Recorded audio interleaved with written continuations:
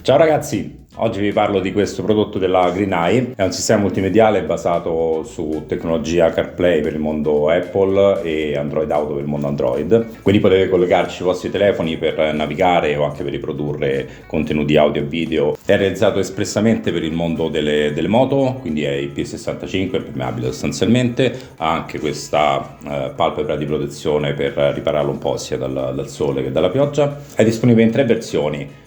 Lui da solo, oppure in bundle con i sensori di pressione per la gomma anteriore e posteriore, pressione e temperatura, e anche in versione con le videocamere e le dashcam da mettere una davanti e una di dietro, comunque una che guarda in avanti e una che guarda indietro. Arriva in questa confezione insieme a tutto quello che vedete qui, bella saccocciata di accessori per il montaggio e per l'installazione anche delle videocamere. L'alimentazione, come vedete qui, si può prendere o dai 12 volt dell'impianto della moto, che questo dispositivo poi converte in 5 volt per alimentare l'unità, o direttamente tramite il cavetto USB.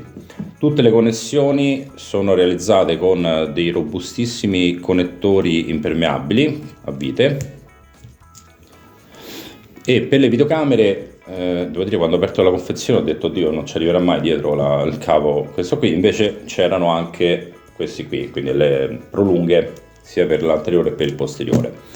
Allora, a parte il discorso della navigazione con Android Auto, CarPlay, il monitoraggio della pressione e temperatura delle gomme e la registrazione di ciò che avviene avanti e dietro di voi, questa unità centrale dispone anche di GPS, altimetro e accelerometro e permette quindi di monitorare anche il comportamento della moto su strada. Ora vi faccio vedere un po' più da vicino alcuni dettagli, poi lo andiamo a installare sulla moto, sempre che le temperature siano un po' più clementi. Ci facciamo un giro e vediamo come si comporta sia il dispositivo sia i vari sensori e soprattutto le videocamere. Io ho fatto già una prova, non mi sembra dispongano di stabilizzazione, comunque poi vediamo come si comporta una volta messa in moto la moto. Questa è l'unità di alimentazione con il suo fusibile, già le forchette per il collegamento direttamente alla batteria, il cavo abbastanza lungo con filtro antidisturbo e qui il connettore waterproof. Queste invece sono le prolunghe per le videocamere, sono circa un paio di metri, col connettore maschio e femmina, sempre waterproof.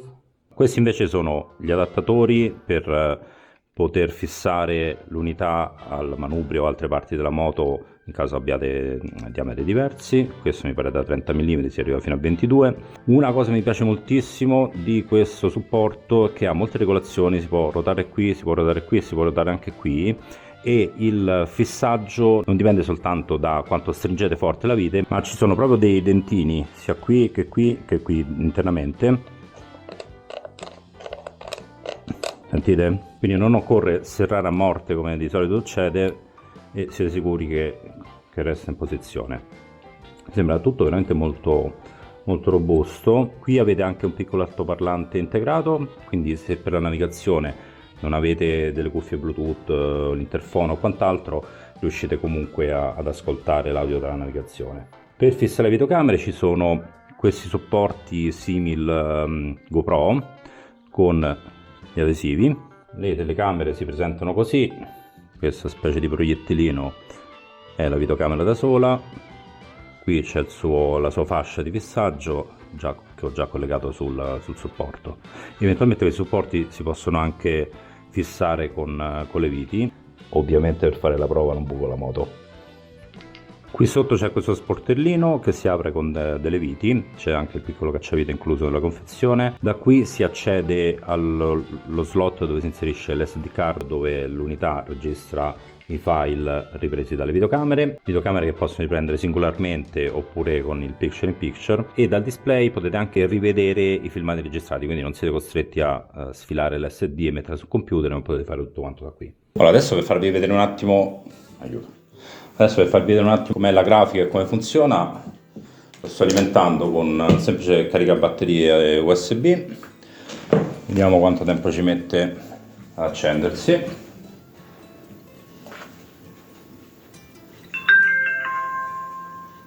Ok, allora qui abbiamo, ovviamente adesso le videocamere sono buttate a casaccio, comunque abbiamo le immagini delle 2 videocamere. Potete passare dal picture in picture solamente una, solamente l'altra o di nuovo tutte e due. Qui potete stoppare e far riprendere la registrazione, che parte in automatico quando si accende il dispositivo. Qui trovate tutti i file che sono stati registrati e potete riprodurli direttamente dal dispositivo, come vi dicevo. Ecco, questo è il messaggio di allarme che vi arriva quando i sensori di pressione e temperatura rilevano una pressione delle gomme che è inferiore o superiore a una soglia che andate a settare voi. Questo è il menu di settaggio, G-Sensor, Loop Recording, e questo è il dash, il pannello dove andate a visualizzare. Qui avete la bussola, pressione e temperatura delle gomme, l'altitudine e la velocità a cui vi state muovendo. Il manuale utente è super sintetico, ma alla fine ci sono un po' tutte le informazioni, ma ho notato che per alcuni, diciamo, per togliersi alcuni dubbi, forse il sito web del produttore è decisamente più indicato. Ok, adesso lo vado a installare e vediamo come si comporta tutto il dispositivo, ma soprattutto, come vi dicevo, le videocamere, vediamo se regolano le vibrazioni della moto. Allora, approfitto di questa bella giornata di sole, addirittura caldo, e comincio a montare il tutto. Allora, ho messo qui sul manubrio gli adattatori, che questo farò qui è da 30 se non sbaglio, il manubrio è da 28, vediamo se vanno bene. Vi ricordo che in descrizione trovate il link dal quale potete acquistare il prodotto nelle sue 3 versioni: solo unità centrale, sensori di pressione e temperatura e anche videocamere. I prezzi al momento che vi sto parlando vanno dai $120 circa per la versione solo unità centrale ai $180 della versione full, che è oggetto di questa recensione. Ok, la prima cosa che noto è che avrebbe fatto comodo avere un adattatore di diversa lunghezza, perché questo manubrio sta bene ma è un pochino basso, soprattutto se uno monta la borsa serbatoio. E ad esempio qui sulla Benelli questa barra qui è veramente piccola, a parte non credo ci sia anche l'adattatore, ma è sempre difficile fissare bene un dispositivo su questa barra. Per quanto riguarda l'alimentazione, provvisoriamente metterò la presa USB, colleghiamo qui. Poi la videocamera anteriore la metterò qui provvisoriamente. Non ci va, aiuto. Vabbè, trovo un modo di montarcela. Comunque la metto qui perché non ho voglia di fare buchi, attaccare colla, perché ovviamente è sempre una cosa provvisoria. Mentre la telecamera posteriore adesso vi farò vedere, la monterò sul portapacchi con l'aggancio proprio il suo. Questo tipo di supporto tende a vibrare molto, quindi per quanto riguarda, diciamo, il giudizio sulla stabilizzazione dell'immagine o comunque sulla qualità dell'immagine, farò riferimento alla videocamera posteriore, che è montata, diciamo, in maniera un po' più corretta. Tenete conto che questo supporto qui talvolta su certe strade mette in difficoltà anche la GoPro Max, la 360, che è super stabilizzata. Ho deciso di usare il suo adesivo, a parte perché non ho una vita giusta, ma almeno proviamo anche come si comporta.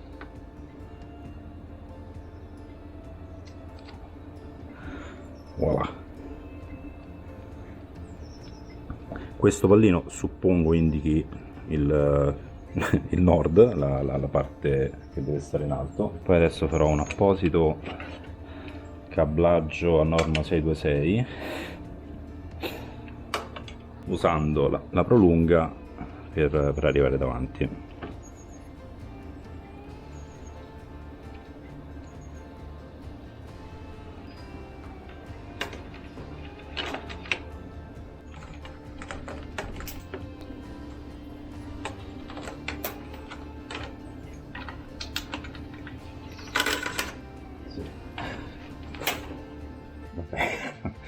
Montata esattamente come dovrebbe, ma credo sia abbastanza stabile. Per collegato col cavo non me la dovrei perdere.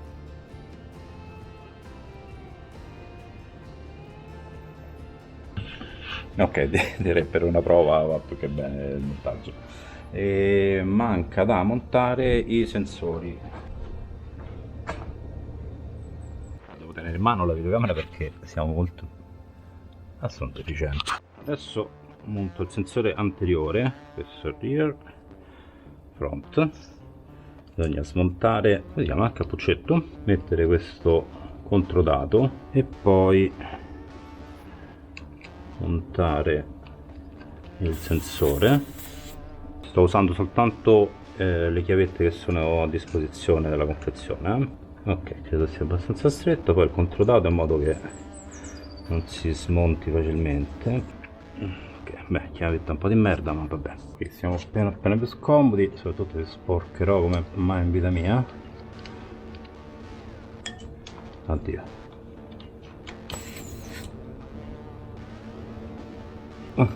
Ok. Vediamo se con il sole riesco a far vedere qualcosa. Sì, riflesso del soffitto. Vabbè, ci provo. Tanto accendo la presa USB qui. Ok, si sta accendendo. A posto. Niente, mi sposto e non si vede nulla, metto all'ombra. Ok, sì, decisamente meglio. No, dal video si vedeva, ma in videocamera zero. Allora, videocamere. Sì, vabbè, un po' storto perché sto sul cavalletto laterale. Per quello che si vede qui direi buona qualità. Poi vediamo le registrazioni, tanto è già partita da sola. Home, panel. Allora abbiamo front 2.2 bar 25 gradi, il rear segna 0. C'è qualcosa che non va. Allora adesso si è collegato, probabilmente doveva connettersi in wireless con l'unità. Curioso che dia 5 gradi di differenza, decisamente mi pare un pochino anomalo, a meno che non sia legato al fatto che la ruota anteriore era più al sole rispetto alla posteriore. Comunque vediamo tra un pochino. Segna 2.6 posteriore e 2.2 anteriore, credo sia un pochino alto, nel senso che ho gonfiato stamattina con il compressore, cioè stamattina vuol dire un'ora fa, con il compressore l'anteriore a 2,1 e la posteriore l'ho gonfiata intorno a 2,5, ma svariate settimane fa, quindi mi aspettavo che sia un po' più basso. Comunque poi ricontrollo. Allora, la cosa che mi sembra un pochino anomala è che sembrerebbe che adesso segna 20 gradi. Andiamo indietro. Dov'è panel? 20. Ok, sì, perfetto. Allora probabilmente segna di 5 in 5 e quindi c'è una piccola differenza tra anteriore e posteriore per via del sole. Perfetto. Dicevo, la cosa che vedo qui sul menu di settaggio dei sensori c'è l'allarme per la pressione bassa, l'allarme per pressione troppo alta, ma sembrerebbe che le due gomme siano collegate, mentre normalmente in una moto tra gomma anteriore e gomma posteriore c'è una differenza. Allora niente, sono andato a prendere l'apposito manuale ed effettivamente non risulta nessuna informazione circa la possibilità di separare la ruota anteriore e la ruota anteriore dal punto di vista degli allarmi. Un po' una sciocchezzola, devo dire.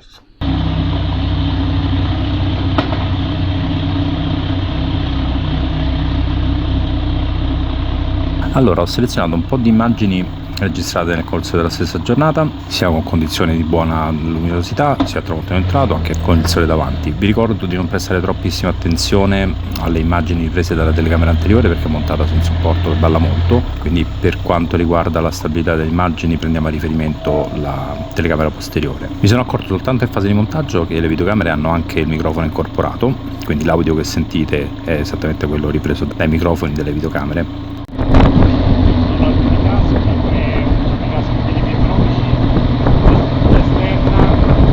Devo dire che la qualità delle immagini è più che decorosa per la funzione che devono svolgere queste telecamere, che non è certamente di registrare video da montare su YouTube, ma registrare ciò che avviene intorno alla moto, soprattutto in caso di incidenti. La stabilizzazione della videocamera posteriore, devo dire, è più che decorosa, mi ha sorpreso, mi aspettavo di vedere immagini molto più traballanti.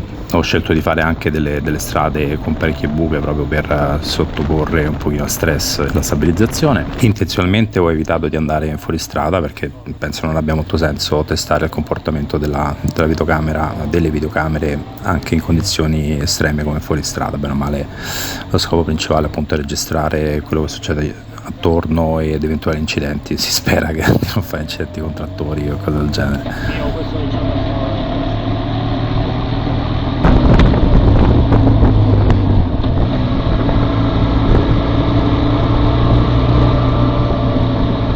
Devo dire quindi che nonostante un po' di perplessità iniziali sono molto soddisfatto della qualità delle immagini e del comportamento generale del sistema. Anche con bassa illuminazione è assolutamente ottima, anzi devo dire che per certi versi a bassa luminosità è quasi superiore alle action cam. Durante il giro ho anche monitorato i parametri delle gomme, ovviamente non mi sono fermato a misurare la pressione e certamente non la temperatura, ma quello che leggevo, le variazioni che leggevo erano assolutamente coerenti con quello che ci si poteva aspettare. Confermo la non possibilità di regolare indipendentemente gli alert per la ruota anteriore e la ruota posteriore, questo è un pochino seccante. Nel complesso sono piuttosto soddisfatto del comportamento generale, non ho rilevato nessun comportamento anomalo, nessun bloccaggio dello schermo come era successo in precedenza con altri dispositivi. Lo schermo touch funziona piuttosto bene, giusto un pochino di ritardo, ma questo ormai è assodato con una caratteristica dei dispositivi CarPlay e Android Auto. Vi ringrazio per aver visto il video fino alla fine e vi do appuntamento alla prossima.